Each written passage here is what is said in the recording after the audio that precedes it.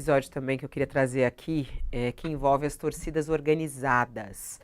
A gente tem aqui o vídeo, né, falando que integrantes da Gaviões da Fiel, que é a maior torcida organizada do Corinthians e uma das maiores do Brasil, eles barraram a entrada de bolsonaristas num vagão do metrô em São Paulo durante a manifestação de domingo. Os vídeos estão repercutindo muito nas redes. Vamos ver esse vídeo aí, assistir esse vídeo da Gaviões da Fiel. Aí, ninguém entra, ninguém entra. Não vai entrar não, vai entrar não, vai entrar não. Vai entrar não. Vai entrar não. Sai aí, volta, volta. Volta, calma. Volta, volta. Volta, volta. Volta, pode voltar. Não dá pra entrar não.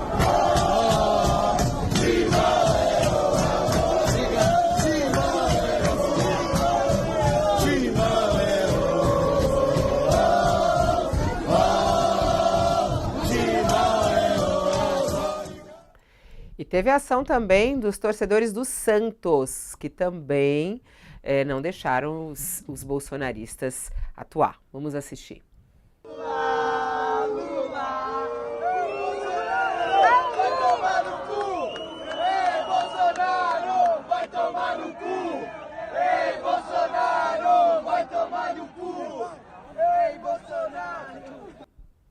Bom, a gente convidou a participar conosco aqui para refletir a respeito dessa atuação das torcidas organizadas, a nossa colunista do All Sport, a Mili Lacombe. Olá, Mili, boa tarde. Bom dia ainda, seja bem-vinda ao nosso All News. Vocês acordam muito cedo, então podem falar boa tarde. José, Sakamoto, Fabiola, é um prazer estar aqui. E aí, Mili, e as torcidas organizadas, hein? Eu lembro que antes, quando foi anunciada essa data, muito se falava, as torcidas organizadas vão impedir a manifestação, vão fazer uma manifestação no mesmo horário, e isso não era verdade, nenhuma torcida organizada confirmou. Mas agora a gente teve esse flagrante aí que eles impediram a entrada de manifestantes no trem, né? Como é que você analisa a atuação das torcidas do Corinthians e do Santos? Então, acho que a gente tem duas maneiras de olhar para isso, né? A primeira é, sem contextualizar, a gente vê uma cena de uns homens fortões impedindo umas pessoas mais entrarem no vagão, né? Aí essa leitura passaria a ser, olha, gente, impediram o direito de ir e vir, as pessoas só estão querendo ir para a manifestação. A partir do momento que a gente contextualiza, o que a gente vê é o seguinte, uma manifestação de extrema-direita, cujos valores defendidos são tortura, torturador, machismo, misoginia, racismo, ditadura, ia acontecer, e a torcida organizada de times que defendem democracia, núcleos que defendem democracia, né, falaram, não, aqui vocês não vão entrar. Com contexto, a gente sente a mesma coisa que a gente sente vendo, por exemplo, um filme como Bastardos Inglórios. A gente fala, não, tá aqui alguém lutando em nome da democracia.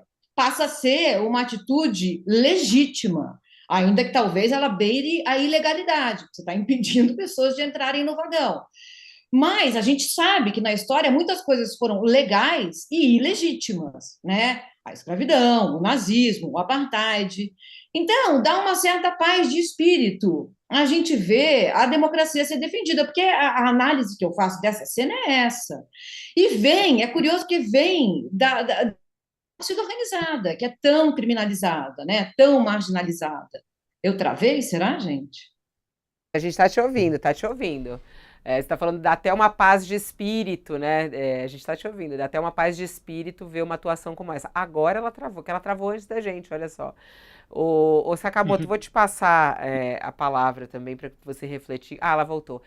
Você estava falando que justamente dá até uma paz de espírito ver a Gaviões fazer algo assim, é isso, Mili? Porque você vê, assim, a torcida organizada que é tão criminalizada, ela atuando em nome da democracia. Porque, assim, dentro de uma torcida organizada, você vai ter gente legal e gente ruim, você vai ter baderneiro e gente defendendo a democracia, como em qualquer outro grupo social, né? A torcida organizada também estava lá se manifestando no começo da pandemia dizendo, olha, vocês estão falando fiquem em casa, mas a gente é entregador, a gente não está podendo ficar em casa.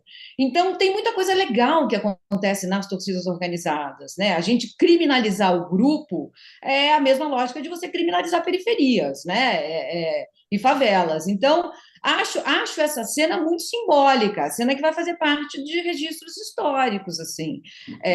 Uma torcida organizada impedindo que pessoas que queiram ir a uma manifestação de extrema direita, né, gente?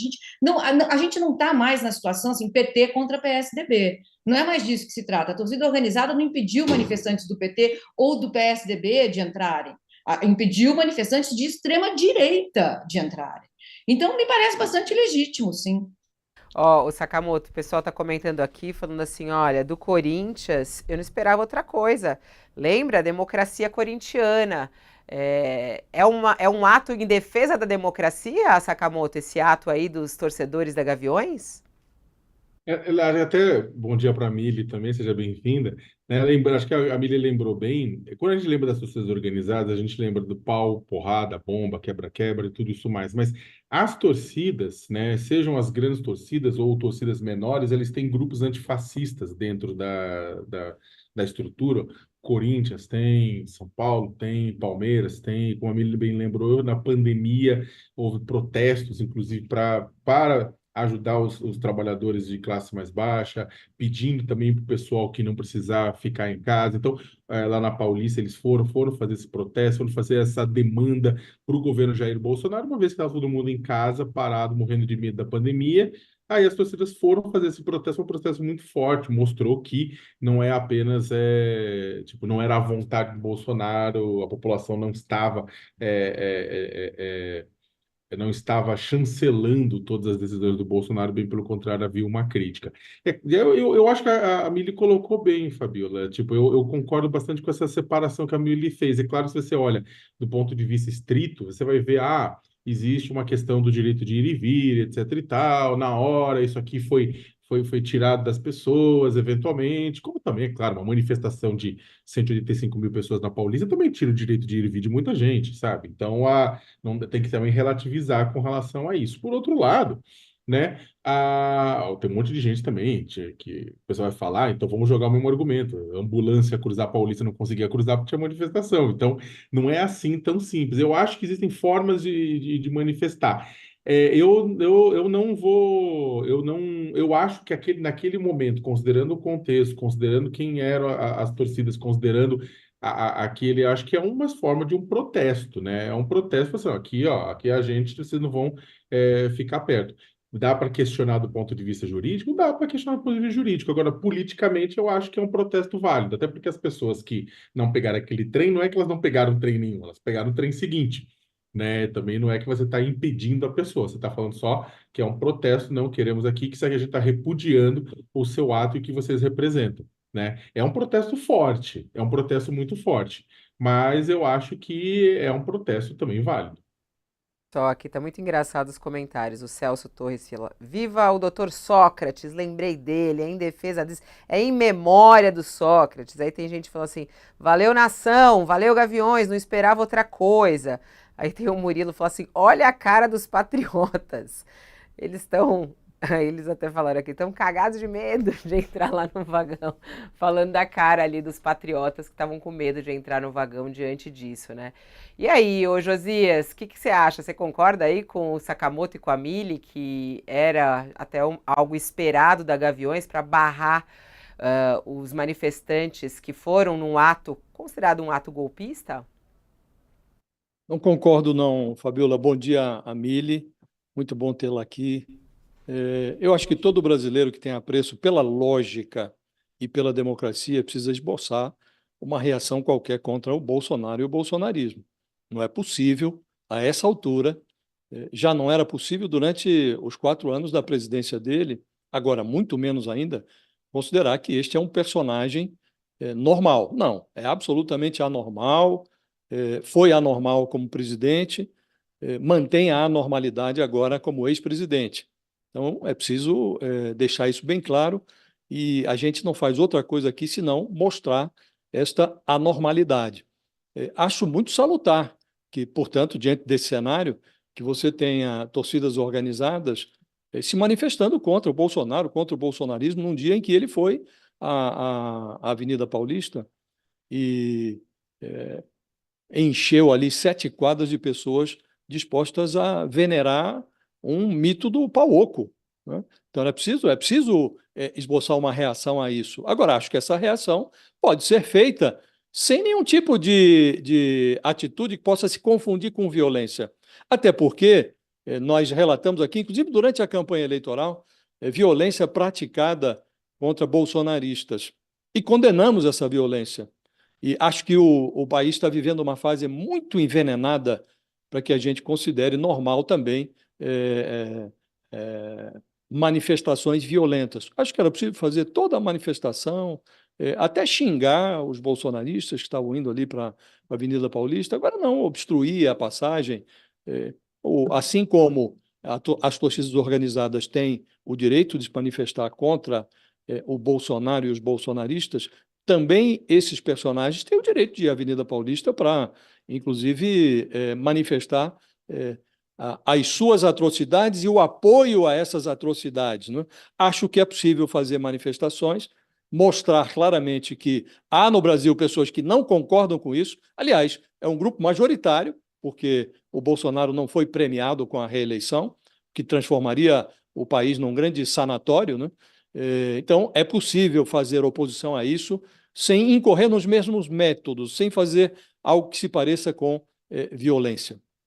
E tem esse lance, né, Omili, da questão da política e o esporte, né? Os políticos também recorrem a isso, né? Os políticos recorrem. Lula sempre fala do Timão, ele é um corintiano, né? Isso também tem um peso aí, né? Porque ele sempre representou o Corinthians, gosta, ele assiste o jogo. E Bolsonaro tentou também, de certa maneira, mas ele acaba não tomando um partido tão forte. Como é que você vê essa questão política e esportiva?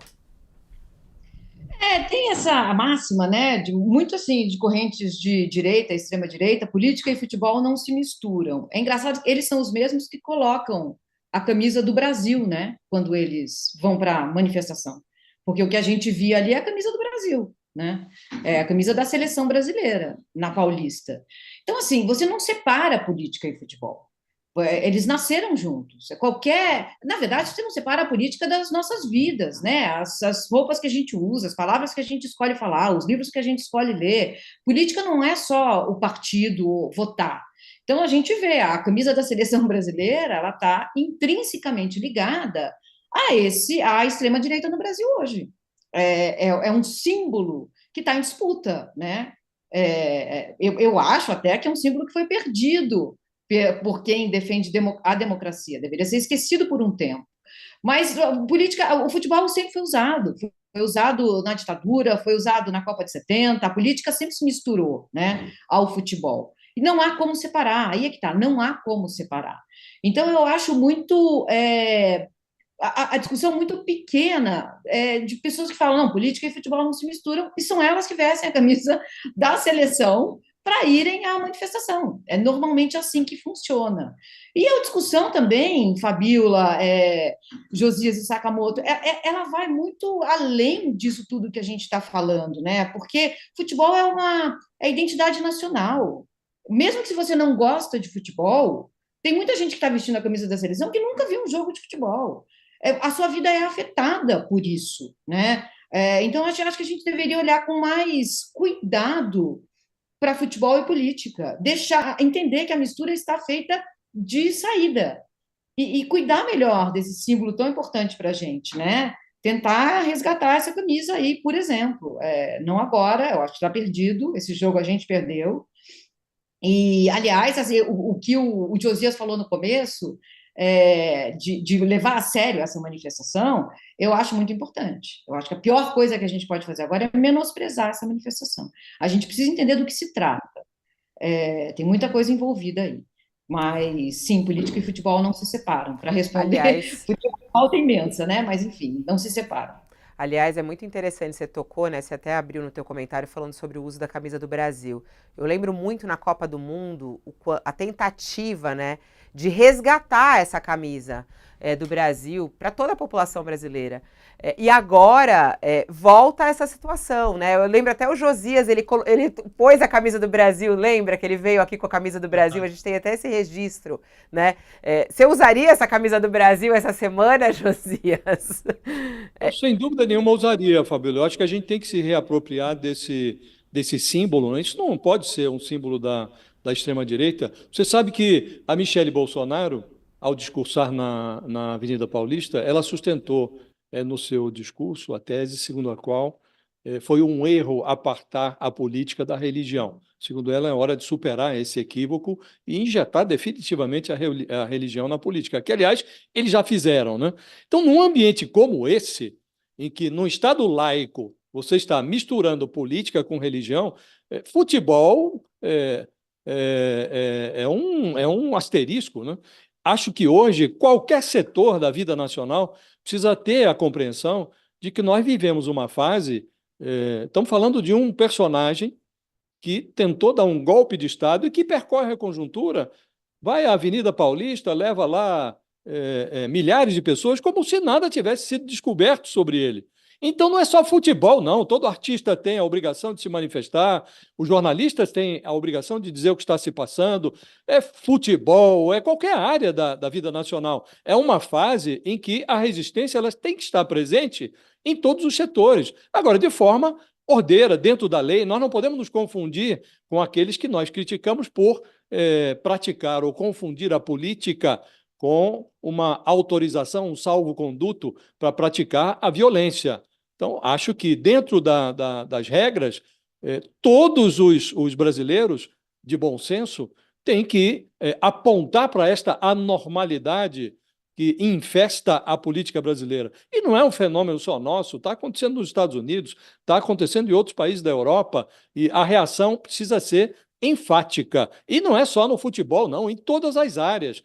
Nós estamos vivendo uma fase absolutamente atípica, e a reação tem que ser também atípica, dentro da lei, mas atípica. Muito interessante isso, Josias, o resgate, né?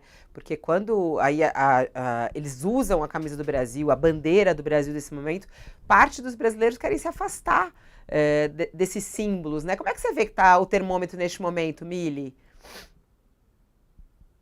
Está em disputa, como o Josias falou. Eu acho, a minha opinião, já escrevi algumas vezes sobre isso, eu abandonaria esse símbolo por agora. Ao contrário do Josias, eu não conseguiria vestir essa camisa essa semana e não consigo vestir há muitos anos. Há quase 6, desde que essa camisa foi usada para tirarem a Dilma. Essa camisa e a gente rompeu. Virou realmente um símbolo. Acho que deveríamos abandonar ela por um tempo. Perdemos a disputa, é isso que eu quero dizer. E aí a gente recupera. A camisa era branca antes de ser amarela, né? Ela foi branca em 1900 e quando a gente perdeu a Copa do Mundo no Maracanã, ela era branca. E aí está associada a uma derrota muito dolorida, então vamos agora fazer a camisa amarela. Pode mudar de novo. Pode ser branca, ela pode ser inteira preta, ela não precisa nem respeitar as cores da bandeira. A camisa da Austrália, o uniforme é verde e amarelo, não tem nada de verde e amarelo na bandeira da Austrália, é verde e amarelo em respeito às populações originárias da Austrália. Então, poderíamos, por exemplo, usar uma camisa preta em homenagem à população que foi escravizada no Brasil durante 4 séculos quase. Há saídas para isso, há alternativas para isso. O símbolo me parece ter sido apropriado, assim, eu sinto uma coisa muito ruim quando eu vejo essa camisa hoje. E é triste que a gente sinta isso, né? Porque, outra vez, o futebol é parte da nossa identidade, é formação, para quem gosta e para quem não gosta de futebol. É base cultural no Brasil. Então, é muita coisa que está em disputa, sabe? É muita coisa que está em disputa. Entendo que tem a gente que pensa assim, não, vamos disputar em disputa, então vamos lá, vamos brigar por esse símbolo. Eu acho que agora a gente deveria deixar esse símbolo ir. Ele está muito associado ao extremismo de direita no Brasil, e a gente sabe quais são os... Nunca é demais repetir, gente, o que é a extrema-direita? A extrema-direita não é do jogo, não é legítimo. Não está, como o Bolsonaro gosta de dizer, dentro das 4 linhas, está fora. A extrema-direita defende tortura, torturador, ditadura, racismo. É isso, esses são os valores da extrema-direita. Não é legítimo, não é legítimo. Não é mais PT e PSDB. Saímos desse ambiente. Precisamos voltar. O pessoal tá... Sabe, Fabíola, que o brasileiro é muito criativo, né? Eu fui almoçar fora aí no último domingo e eu vi uma pessoa com uma camisa, orgulhosamente com uma camisa da seleção brasileira, né? E aí eu olhei para trás para ver o personagem e tal, e estava escrito atrás na camisa: essa não é do Bolsonaro. Então você olha de frente para, pô, mais um bolsonarista, né? E se você olha direito, o cara tá lá, arrumou um jeito de vestir a camisa e de sinalizar: olha, aqui não é Bolsonaro, não, é orgulho de vestir uma camisa da seleção brasileira, né? Então, a forma, como disse a Mili, há formas de se reapropriar desse símbolo sem se confundir com o bolsonarismo, né?